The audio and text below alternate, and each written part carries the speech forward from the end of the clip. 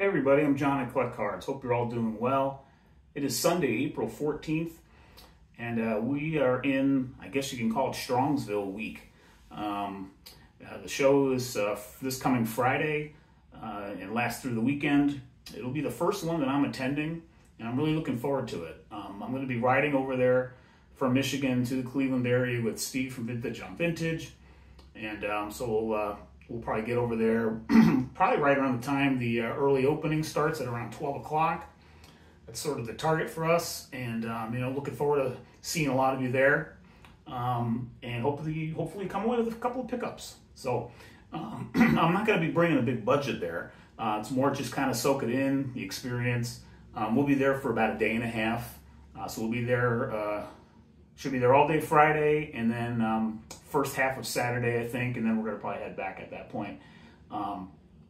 But I wanted to take a few minutes in this video and kind of talk about what I'm hoping to get out of my first Strongsville show. From at first glance, it definitely the roster of exhibitors is not super lengthy, but everybody talks about how great it is. So I'm really looking forward to kind of experiencing what supposedly is like a full-on, almost entirely, or maybe it is entirely vintage card show. So that should be pretty cool in that regard. So just hoping to see some just rare cards, just to kind of maybe do some gawking over. I know some of the auction houses are going to be there too, so that'd be kind of cool. And again, meeting, crossing paths with just fellow passionate collectors of vintage. So should be a great weekend. And I kind of have a little list on my computer off screen here, what I wanted to run through in terms of what I'm calling, a Strongsville strategy, I guess you could say. So I won't be bringing much in the way of a budget. I'll have some with me, but it'll be I'm not looking to tap into kind of what I'm saving for the National so far. But I do have a couple of goals that I'll look to come away with. So I'm going to run through kind of that here in this video, kind of a Strongsville strategy, like I said. First order of business is I'm going to drop off an SGC grading order, because SGC will be at the show. Probably going to be doing a 10-card submission, and so looking forward to dropping those off. I'll do a grading video probably next month when they get back, where I will have run through the 10 cards at the start of that video, and then the reveal all in the same video. But one other thing I'm looking to do is I'm going to try to upgrade a few of my cards from my 1954 top set. Not the Hall of Famers that I graded. There are, from what I can identify, at least I'm pretty sure I have 6, maybe even 7 cards that are either trimmed or marked in some way that I'd like to upgrade. And so I'm thinking this might be a show where I might be able to do that. The biggest name of the bunch are all commons, from what I can tell. The biggest name is Eddie Stanky. I believe he's card number 38, and I do believe I have a trimmed version of that card, unfortunately. So there are probably maybe up to half a dozen cards that I'll look to try to find, and they can be poor, maybe not poor, but anywhere from a VG kind of example I'd be looking for. So my hope is I could find a batch, and maybe even buy them all in one deal from one dealer for kind of batch them up and get a little bit of a discount. So that'd be one thing I'd be hoping to do there. And then another goal of mine would be, if I'm going to show these 2 cards because they're recent pickups. Actually, I thought I wanted to still show a couple of cards in this video. If I see any more similar autographs of vintage era Hall of Fame players, such as Al Kaline. This is a Sports Illustrated autograph from 1999. I picked this up recently at my LCS. I just think it's a great card. I did not have an Al Kaline auto. And then I also recently got through eBay another SI auto using a magazine cover of Frank Robinson. So I've just gotten turned on to these since I picked one up of Ron Santo from Mike Moynihan, when he kind of listed that spreadsheet of relics and autos that he had on a Google sheet that he's trying to sell off. and I bought 3 cards from him there, and one of them was a Santo SI auto. I just think it was a really cool series that Fleer did back in '99, and I was way out of the hobby. And so I just started doing some more digging, and 3 other players that I would love to, if I come across them at the Strongsville, I would seriously be interested maybe in picking up either the Eddie Matthews, a Carl Yastrzemski, or a Gary Carter. Those 3 also have cards that incorporate SI covers they were on. And so if I see any of those 3, or maybe other Hall of Famers whose autos I don't yet have on an SI cover on one of those cards, then that's something I might be looking for, just as a kind of a fun pickup to do. And the Eddie Matthews in particular would be a really cool one to get, because he's on the first cover of SI back in 1954. So we'll see about that. You know, speaking of pickups, I wanted to just show 2 other little things that are not cards that I've gotten recently. One is, got my Reindeer Studios baseball card design shirt, which I'm super stoked about, that I got from Scott on his Etsy store. Can't wait to break this out. There's a Kalamazoo show here in where I'm from. There's a pretty decent sized show in West Michigan in Kalamazoo coming up in May. I think it's May 10th. And it's being promoted as having like 170 tables. It's like at the County Expo Center. I think it's a first for a show this size here. So, you know, we'll see how it looks, but I'm going to break out this shirt at that show. And, you know, if I get some questions about it, I know where to turn them to. So I picked that up recently, and then just the other day, in fact, just yesterday, I think it was, I got my spring catalog from REA that arrived. These things are just, you know, if on one note, on one side of the coin, it's, I don't want to say a waste of paper, but it's a lot of paper. But at the same time, they're just very cool to look at, and it's just a neat keepsake. And so it's a keepsake in that I probably will hold on to this and the one I got earlier as just kind of like things to hold on to for a bit. And, you know, at some point they'll probably find the recycling bin, but for now it's kind of a part of the collection of my, you know, sports, you know, collecting, you know, fun. Because these are just, it's nice to kind of nice to just look at, you know, cool listings unplugged. You know, it's like, who knew you can look at auction listings in a book and not just online. So even though probably there's nothing in here that I'll probably go for, I might if I see something that's, you know, within the budget. But, you know, obviously these are the you know, the big boy cards, and for the most part in there. But really cool to kind of look through. So just a couple recent pickups there. I've got one video I'm going to do later, probably midweek here, about a couple of other recent pickups. One of them I'm pretty excited to share.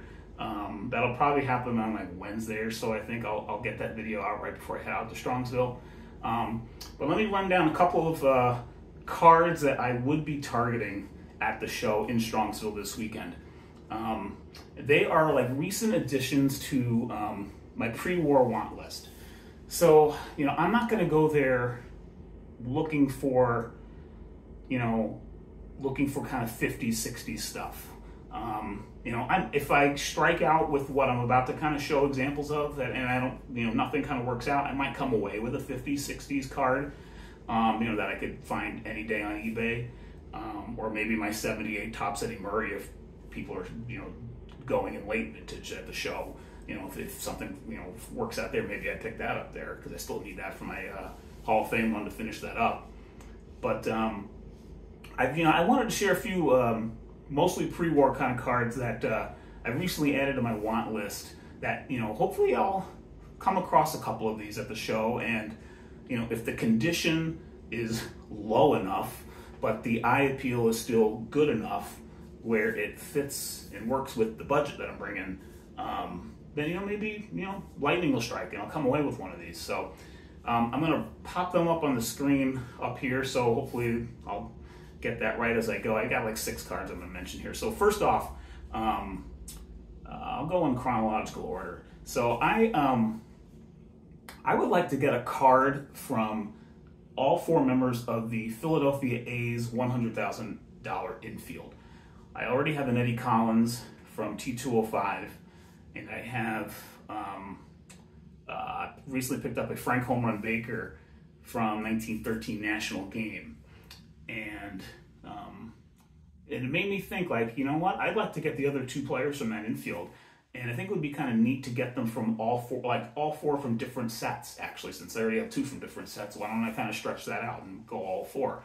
So the first one I have in mind here is a T206. I only have one T206 card in my collection currently, because I like T205 a lot more. That's just, you know, my preference. But a T206 of shortstop Jack Barry would be a cool addition. The card has a kind of a rich blue background, and it's a very young Jack Barry. Might be his rookie card. So that would be one card I'd be looking for. And then the first baseman from those A's teams was Stuffy McKinnis. And one card that I would like to track down from him, if I see it at this show, it'd be awesome. Even just to see it would be cool.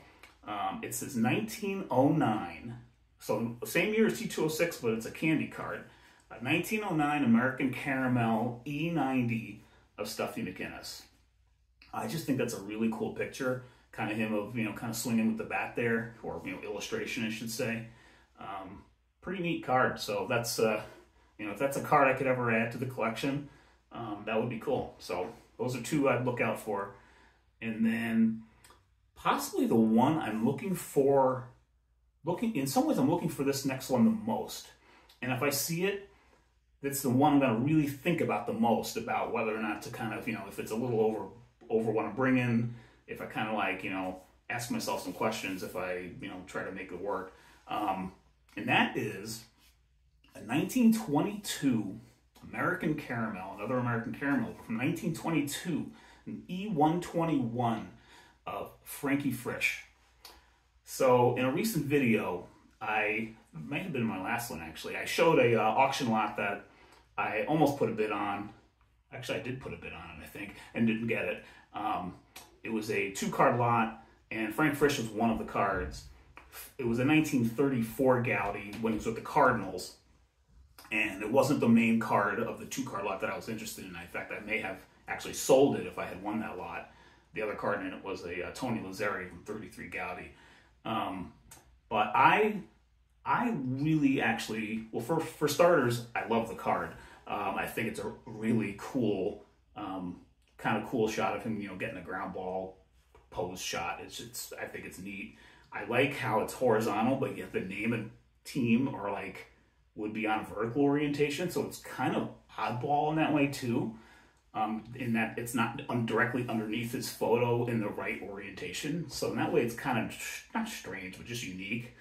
But I like the idea of getting a Frankie Frish card from his Giants days.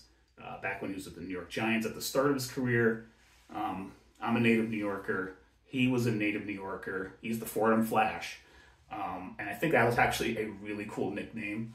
And so he was a hell of a ball player if you just look up his stats. Won a few world championships.